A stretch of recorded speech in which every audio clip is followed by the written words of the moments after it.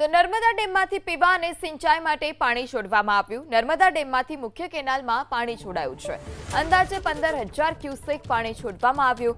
ખેડૂતોને ઉનાળુ પાક બચાવવા માટે પાણીની માંગ કરી હતી, ત્યારે નર્મદા ડેમમાંથી પાણી છોડવામાં આવ્યું છે। કચ્છ સુધી આ પાણી પહોંચશે, ત્યારે નર્મદા ડેમની હાલની સપાટી 127.64 મીટર છે। ઉપરવાસમાંથી સાંજે 5,000 ક્યુસેક પાણીની આવક। નર્મદા ડેમ ગુજરાતને એક વર્ષ સુધી સિંચાઈ અને પીવાનું પાણી આપવા માટે સક્ષમ છે। અંદાજે 15,000 ક્યુસેક પાણી છોડવામાં આવ્યું।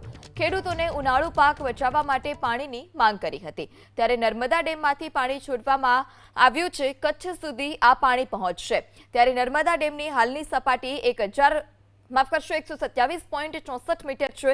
ઉપરવાસમાંથી સાંજે 5,000 ક્યુસેક પાણીની આવક।